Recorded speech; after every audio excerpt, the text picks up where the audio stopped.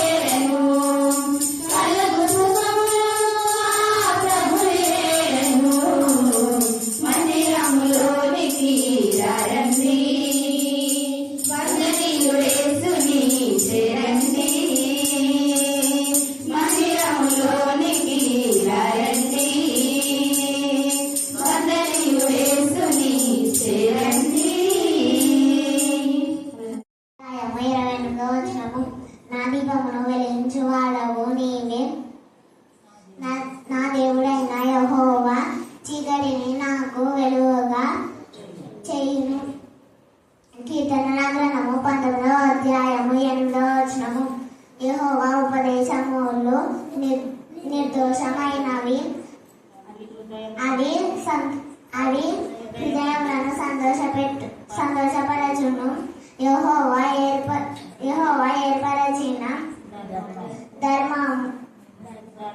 ధర్మము నిర్మలమైనది, అది కన్నులకు వెలుగునిచ్చెను.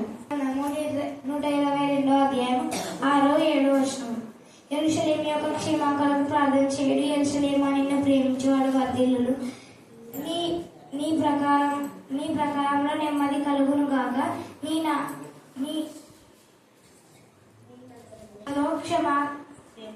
క్షేమం కలుగును గాక. యోహాను సువార్త 10వ అధ్యాయము 11వ వచనము. నీవు మంచి గొర్రెల కాపరి, గొర్రెలకు నేను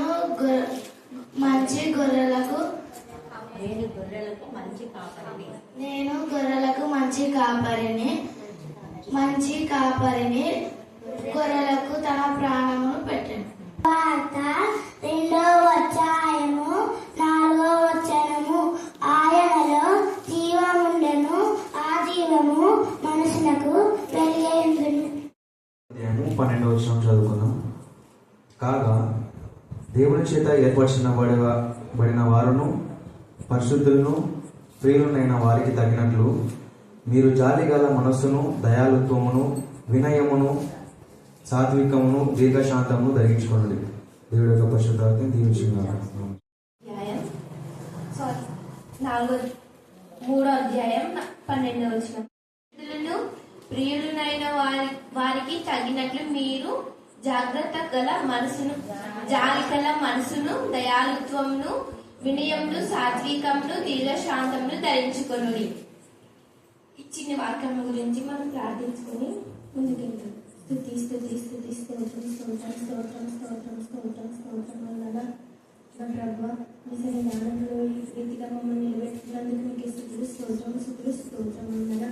తండ్రి ఎన్నికలేని మమ్మను, తండ్రి అభివృద్ధి మమ్మను, అర్హతలేని మమ్మను తండ్రి మీ జ్ఞానం నిలబెట్టుకొని నీకు మాట్లాడిస్తున్నందుకు నా తండ్రి మీకు అందరూ స్తుతులు స్తోత్రం స్తుతులు స్తోత్రం కదా ప్రభువా. నేను కాదు తండ్రి, మీరే నాతో మాట్లాడండి, మాతో అందరితో మీరే మాట్లాడండి.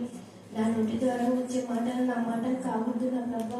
నీ మాటలు, నీ ఆలోచన తలంపు, నీ జ్ఞానం ప్రభా, నీ తెలివి నాకు కావాలి తండ్రి. తండ్రి నా ఆలోచన తలంపు, నా జ్ఞానం, నా తెలివి కొట్టివేసి నీ ఆలోచన తెలివి, నీ జ్ఞానం దయచేయమని తండ్రి మీకే స్తుతులు స్తోత్రం చెల్లించుకుంటూ ప్రభా, నా తలంపులకు, నా ఆలోచనకు, నా తలంపులకు, నా జ్ఞానంలో మీరే తోడు నడిపించమని, ఇక్కడ చుట్టుపక్కల దీవించి ఆశీర్వాదంలో భద్రపరచుకోమని ప్రభా. తండ్రి వినగంచడం, గ్రహించడం మనసును మీరు కూడా దయచేయమని ప్రభా. ఇప్పుడు మాట్లాడే మాటలతో తండ్రి, ఈ యొక్క అంశంలతో, ఈ యొక్క తండ్రి ప్రతి ఒక్క పదంతో మీరు మాతో ధ్యానిస్తూ మాతో మీరే పలికించమని ప్రభా. మాతో మీరు మాట్లాడుతున్న మాటలను మేము తండ్రి మర్చిపోకుండా ఆ మాటలానుసరంగా నీ వాక్యానుసరంగా నడుచుకునేలాగా మీ కృపా సహాయం దయచేయమని మీకే స్తుతి స్తోత్రములు వందనములు చెల్లించుకుంటూ అది వేడుకుంటున్నాం మా పరమ తండ్రి. ఆమేన్ ఆమేన్ ఆమేన్.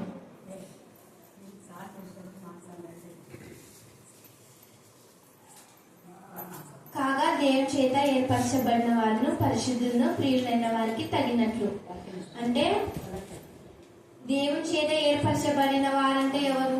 మనమే. మనం దేవుని సన్నిధికి వస్తాం కాబట్టి మనం దేవుని చేత ఏర్పరచబడిన వారమే. అలా అన్నమాట. దేవుని చేత ఏర్పరచబడిన వారం కాబట్టి మనం ఇక్కడ దేవుని సన్నిధిలో ఉండగలుగుతున్నాం. పరిశుద్ధులను ప్రియులైన వారికి తగినట్లు. పరిశుద్ధులు అంటే దైవజనులు, పరిశుద్ధంగా ఉండేవాళ్ళు, దేవుని కొరకై బ్రతికే వాళ్ళు. పరిశుద్ధులను ప్రియులైన వారికి తగినట్లు ఉండాలి మనం కూడా. అట్టనమాట. మీరు జాలిగల మనసును, అంటే మనం జాలిగల మనసు కలిగి ఉండాలి.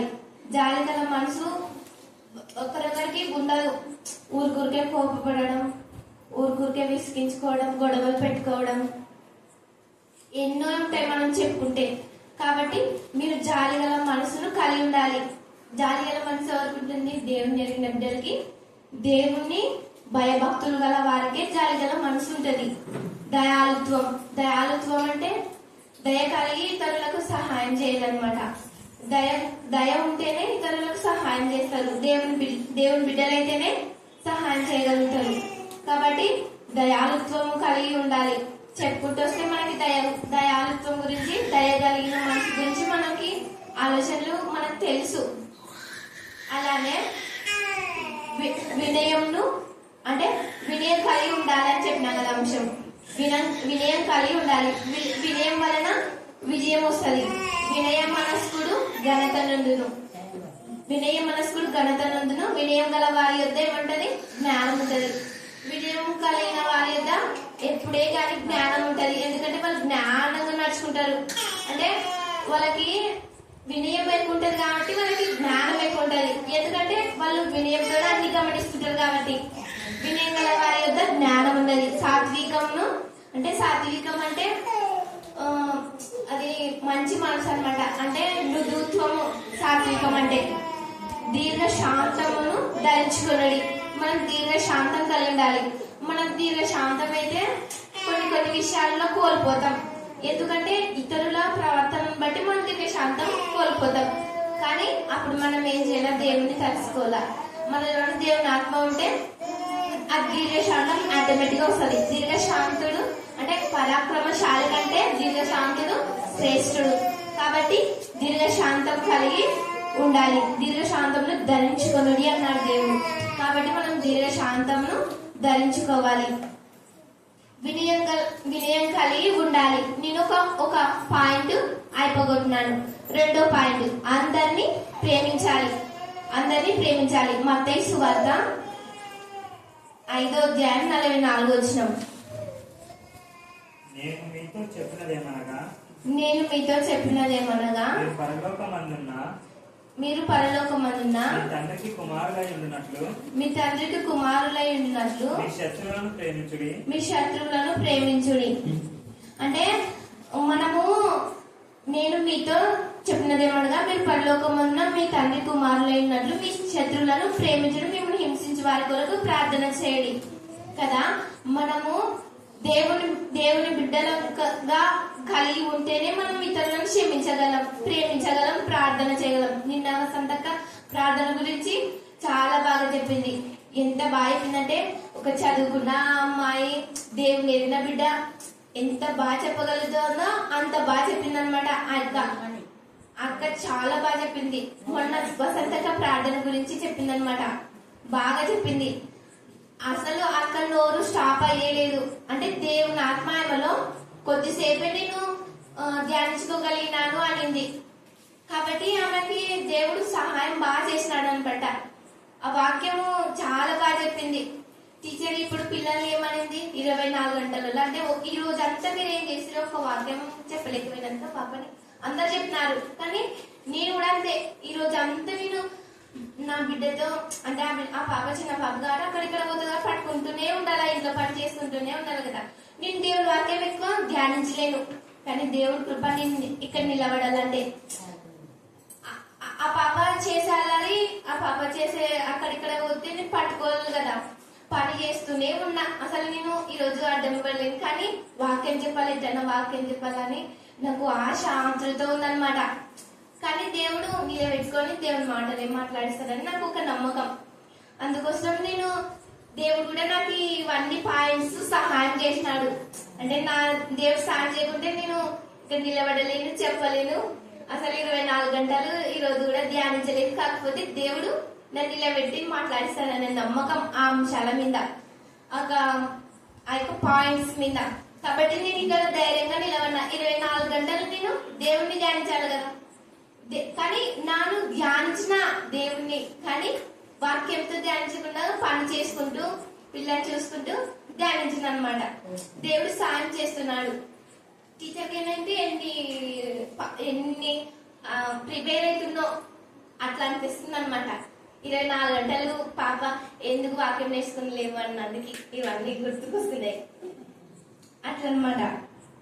మనము మీరు పరలోకమందున మీ తండ్రికి ప్రియులై ఉండునట్లు మీ శత్రువులను ప్రేమించుడి, మిమ్మల్ని హింసించు వారి కొరకు ప్రార్థన చేయండి. అంటే మనం హింసించు వారి కొరకు మనం ప్రార్థన చేయాలా, అందరినీ ప్రేమించాలా. చెడ్డవారి కొరకు చేయాల, దుష్టుల కొరకు చేయాల, పడిపోయే వారి కొరకు చేయాల, యవనస్తుల కొరకు చేయాల, అందరి కొరకు ప్రార్థన చేయాల. అందరి కొరకు ఎట్లా ప్రార్థన చేస్తాం? వాళ్ళని మనం ప్రేమిస్తాం కదా. మనలో దేవుని ప్రేమ అంటేనే మనం ప్రేమించేది. మనకు లోక ప్రేమలు అంటే లోకానుసారంగా బతికితే మనం లోకంలో ఉన్న వారి కొరకు మనం ప్రార్థన చేయలేం. దేవుని ప్రేమ కలిగి ఉంటేనే మనం ప్రార్థన చేయగలం. కాబట్టి ఇది 2వ పాయింట్, ప్రేమించాల, అందరినీ ప్రేమించాల, నిన్ను వల్ల నీ పొరుగు వారిని ప్రేమించాల. 3వ పాయింట్, ఉన్న వాటితో తృప్తి పడాలి. ఫిలిప్పు రాసిన పత్రిక 4వ అధ్యాయం 11వ వచనం. నాకు కొలువ కలిగినందున నాకు కొలవ కలిగినందున నేను ఇలాగ చెప్పుటలేదు. నేను ఏ స్థితిలో ఉన్నాను ఆ స్థితిలో సంతృప్తి కలిగి నేర్చుకొని ఉన్నాను. అంటే నాకు కొలువ కలిగినందున నేను ఉండలేదు. అపొస్తలుడైన పౌలు ఫిలిప్పీలకు రాసిన పత్రికలో అంటే ఆయన వాక్యంలో చెప్తున్నాడు 4వ అధ్యాయం 11వ వచనంలో, నాకు కొలువ కలిగినందున నేను ఇలాగ చెప్పలేదు. నేను ఏ స్థితిలో ఉన్నాను ఆ స్థితిలో తృప్తి కలిగి నేర్చుకొని ఉన్నాను అంటున్నాడు. అంటే ఉన్న వాటితో తృప్తి పడాలన్నమాట మనం. అంటే కొందరు తల్లిదండ్రుల దగ్గర ఒక దురాశ దుఃఖానికి చేటు. అంటే ఇప్పుడు మనం ఎక్కువ ఆశపడకూడదు లేని వాటి కొరకు. ఇప్పుడు కొంతమంది తల్లిదండ్రులని వాళ్ళ దగ్గర ఎంతో కష్టపడుతున్నా అక్కడ లేకపోయినా విసిగిచ్చి బాధ పెట్టి ప్రతిదీ తీసుకునగలుగుతారు. కానీ వాళ్ళు ఎంత బాధపడుతున్నది వాళ్ళు తెలుసుకోరు వాళ్ళకి. ఎందుకంటే దేవుని భయం, దేవుని జ్ఞానం ఉండదు. కాబట్టి మనం ఉన్న దాంతో తృప్తి పడాలని వాళ్ళు తెలుసుకోవాలని చెప్తున్నా. భర్తను కూడా కొంతమంది అది లేదు ఇది లేదని రొప్పడ పెట్టుతారు. అట్లా చేయకూడదు. మనం కలిగి ఉన్న వాటితో తృప్తి పడాలా. అప్పుడే మనకి దేవుడు సమృద్ధిని ఇస్తాడనమాట. మనకు కొద్దిగా మనం ఏమంటాడంటే దేవుడు మొదట కొద్ది స్థితి ఉన్న తుదకు అది మహాభివృద్ధి నొందునన్నాడు కదా. అట్లనే మనం కూడా ఉన్న వాటితో తృప్తి పడాలన్నమాట. 3వ పాయింట్ అయిపోయింది. 4వ పాయింట్ తగ్గించుకోవాలి. లూకాసు సువార్త 18వ అధ్యాయము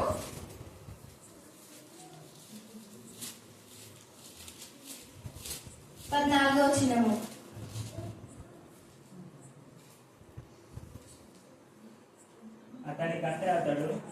అతని కంటే అతడు నీతిమంతుడుగా తీర్చబడి తన ఇంటికి వెళ్ళునని మీతో చెప్పుచున్నాను. తను తాను హెచ్చించుకున్నవాడు తగ్గింపబడినని తను తాను తగ్గించుకున్నవాడు హెచ్చింపబడినని చెప్పాను. ఇక్కడ పరిసయుడు సుంకరి ఎలా నేను దేవునికి ఇష్టమైన వెంట బాగా ప్రార్థన చేసినాను నేను అని అనుకుంటుంటారు. ఒకరు నేను పాపిని కదా నేను బయట ఉండాలా అని ఒకరు బాధపడుతుంటారు అనమాట. ఒకరినొకరు తగ్గించుకోవాలా గాని నేనంటే ఎక్కువ అంటే మనము దేవుని బిడ్డలం కాదనమాట. కాబట్టి మనం ఒకరినొకరు తగ్గించుకోవాలి. ఎలా అంటే మనం తగ్గించుకుంటే అతని కంటే అతను నీతిమంతుడుగా తీర్చబడి తన ఇంటికి వెళ్ళనని మీతో చెప్తున్నాను. తను తాను హెచ్చించుకున్నవాడు తగ్గింపబడినని, తను తాను తగ్గించుకున్నవాడు హెచ్చింపబడినని చెప్పాను. అంటే కొన్ని విషయాలలో మనం ఎంత తగ్గించుకుంటామో అంత హెచ్చింపబడతాం. మనమే ఎక్కువ తగ్గించుకుని మనమే నోరు చేస్తే మనము ఇంకోసారికైనా మనం దయ పొందాం ఇతరులతో. ఎన్నిసార్లు తగ్గించుకుంటూనే ఉంటామో అంత ఒక్కసారిగా లేపుతారనమాట దేవుడు. అలా తగ్గించుకోవాలన్నమాట. సహాయపడాలి. 5వ పాయింట్ సహాయపడాలి. లూకాసు సువార్త 18వ అధ్యాయం 27వ వచనం. ఆయన మనుషులకు అసాధ్యములైనవి దేవునికి సాధ్యములని చెప్పాను. అంటే మనము సాధ్యం కానివి దేవుని ద్వారా సాధ్యం చేసుకుంటాం కదా. దేవుడు అసాధ్యములన్నీ సాధ్యం చేయగలడు. కాబట్టి మనం ప్రార్థన చేసుకోవాలి. ప్రార్థనలోనే మనము వీకుంటే మనకి ఏది ప్రతిదీ కష్టం అనిపిస్తుంది. కానీ దేవుని దగ్గరికి వెళ్ళి ప్రార్థన చేస్తే అది ఈజీ అయిపోతారు అనమాట. ఎంత గొప్ప ఎంత భరించలేని కష్టమైన అంటే అది తొలగిపోని భారమైన ఏదో ఒక ప్రాపర్టీ విషయం అయితే ప్రతి విషయంలో దేవుడికి అసాధ్యం అంటే ఏది లేదు కాబట్టి ప్రార్థన ద్వారా జయించి దేవుడిని అడిగితే దేవుడు మనకి అసాధ్యమైన వాటిని సాధ్యం చేస్తాడు. అలా సహాయపడాలన్నమాట. ఇప్పుడు మన కాడ ఎక్కువ ధనం ఉందనుకో, ఎక్కువ ఏమన్నా వస్తువులు ఉన్నాయి అనుకో, లేదంటే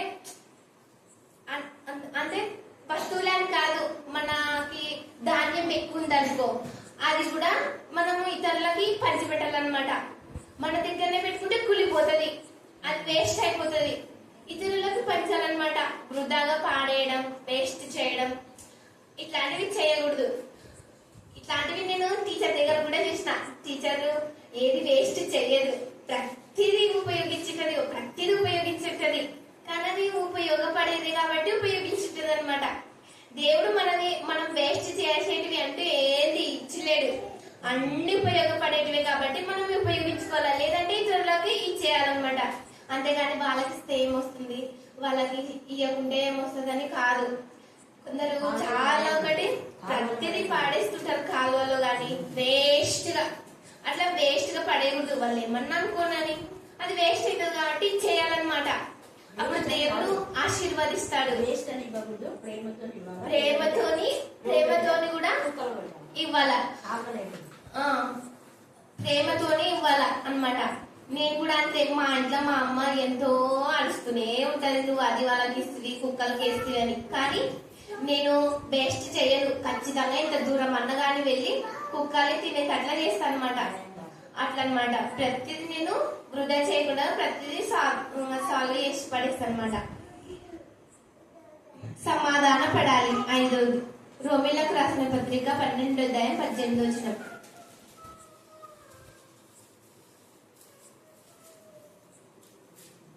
శక్యమైతే మీ చేతనైనంత మటుకు సమస్త మనుషులతో సమాధానంగా ఉండుడి. సమాధాన పడాలి. మత్తయి సువార్త 5:9 ఏముందంటే, సమాధాన పరచు వారు ధన్యులు, వారు దేవుని కుమారులు అనబడుదురు.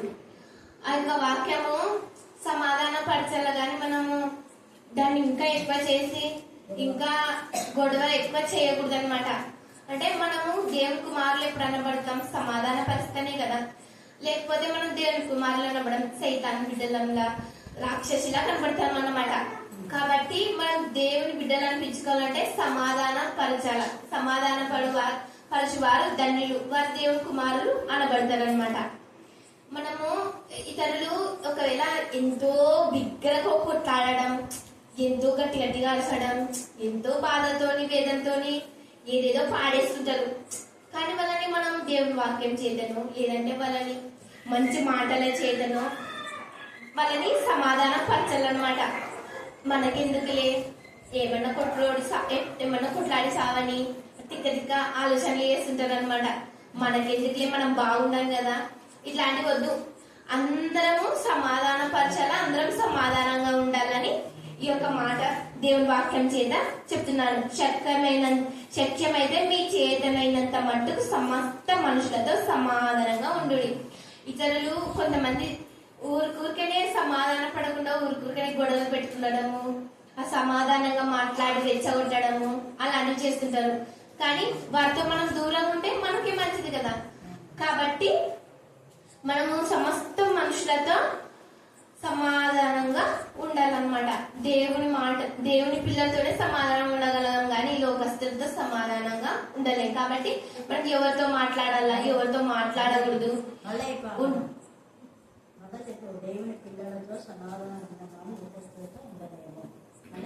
దేవుని పిల్లలతో సమాధానంగా ఉండాలి, కానీ దేవుని పిల్లల దగ్గరనే మనకు సమాధానం దొరుకుతుంది.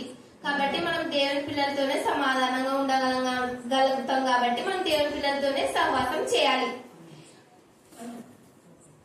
సత్యమే మాట్లాడాలి.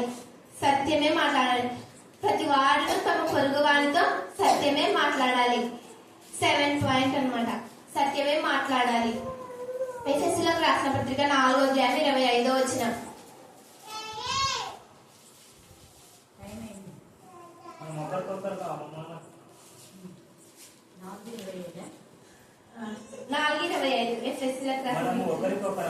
మనం ఒకరికొకరము అవయములై ఉన్నాము గనుక ప్రతి వాడును తన పొరుగు వానితో సత్యమే మాట్లాడవలను. కోపపడుడి గాని పాపం చేయకుడి. మనం ప్రతి వారితో సత్యమే మాట్లాడాలన్నమాట. మనము అంటే ఎవరితోనైనా గాని మనం అబద్ధాలు చెప్పకూడదని నేను చెప్తున్నాను అనమాట.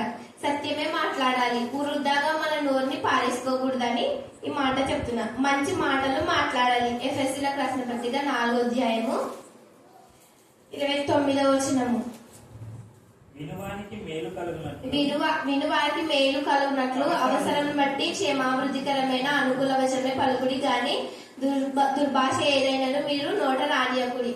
అంటే మనము ఆలోచన చెప్పువారు అనేకులు ఉంటే మంచిదే కాబట్టి మనం మంచి మంచి సలహాలు ఇవ్వచ్చు, మంచిగా మాట్లాడొచ్చు.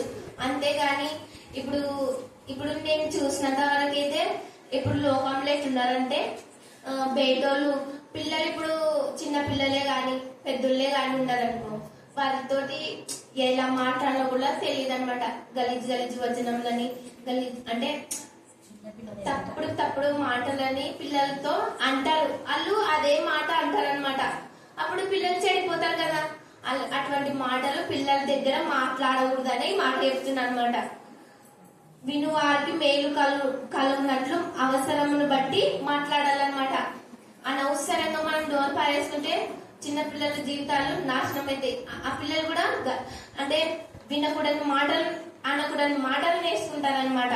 క్షేమాభివృద్ధికరమైన అనుకూల వచనంలే పలకాలన్నమాట. అంటే మనం ఆలోచన చెప్తే మంచిదే, ఆలోచన చెప్పువారు అనేకులు ఉంటే మంచిదే అని సామెతల వాక్యంలో ఉంది కదా. అలా మనం ఆలోచన చెప్పే మాటలు మంచిగా ఉండాలన్నమాట. క్షేమాభివృద్ధికరమైన అనుకూల వచనంలో పలుకుడి కానీ దుర్భాష ఏదైనా మీ నోట రానియకుడి.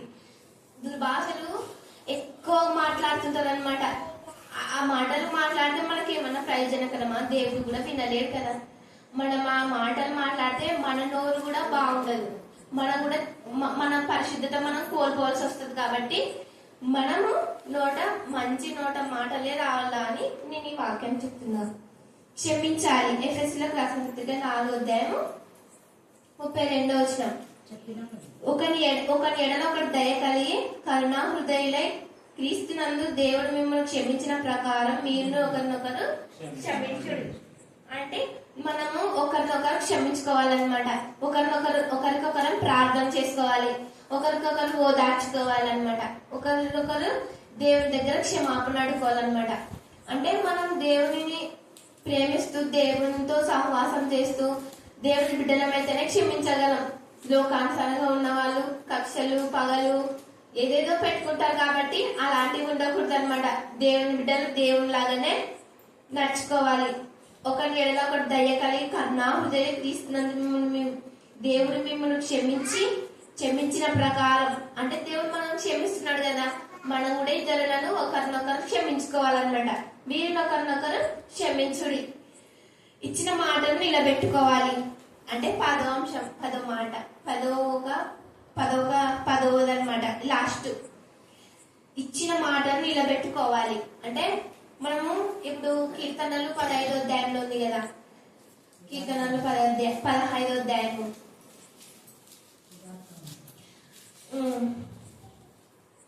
అతని దృష్టికి నీచుడు అసహ్యుడు. అతడు యెహోవాను భయభక్తులు గల వారిని సన్మానించును. అతడు ప్రమాణం చేయగా నష్టం కలిగిన మాట తప్పడు. కాబట్టి మనం నష్టం కలిగిన మాట తప్పకూడదు. మనము ఎట్లంటే ఇచ్చిన మాటలను నిలబెట్టుకోవాలా. ఇప్పుడు మనం ఇతరులకు ఏదైనా ఇస్తామంటే ఇవ్వాలన్నమాట. అంతేకాని నష్టం కలుగుతుందని మళ్ళీ ఇచ్చిన మాటను వెనక్కి తీసుకుని ఇవ్వకపోవడం అది తప్పు. ఇచ్చిన మాటనే నిలబెట్టుకోవాలి. ఇప్పుడు మనం ప్రార్థన కూడా వస్తామన్నాక ఖచ్చితంగా రావాలా. మన ఇష్టం వస్తాం, వెళ్తే వెళ్ళచ్చు లేదంటే లేదు అని నిబంధనని మీరి మన ఇష్టానుసారంగా మనము ప్రవర్తించకూడదు అనమాట. ప్రార్థనకు వస్తాము అనుకున్నప్పుడు రావాలా, వెళ్ళాలనుకున్నప్పుడు వెళ్ళాలా. అంతేగాని నా ఇష్టం నేను ఎట్లన్నా ప్రవర్తించి నేను ఎట్లన్నా వస్తా లేదంటే లేదు అంటే మన ఇష్టానుసారం ఉండకూడదు. దేవుని చిత్తానుసారంగా నడవాలని ఈ మాట. మన నిబంధనలు మనము మీరకూడదు. ఇచ్చే ద్రవ్యంలోనైతే వస్తువులోనైతే దేవుని మాటలోనైతే ప్రతి విషయంలోనూ దేవునికి మనము ప్రతిరూపంగా స్వరూపంగా దేవునికి ఇష్టంగానే ఉండాలని ఈ మాటలన్నీ వాక్యం అంతా నేను చెప్తున్నది. ఈ అంశంలన్నీ ఒక 10 అంశంలు 10 పాయింట్స్ అన్నమాట. దేవునికి స్తోత్రం. ఈ మాటలు దేవుడు దీనికి ఆశీర్వదించబడిన దాకా ఆమేన్ ఆమేన్ ఆమేన్.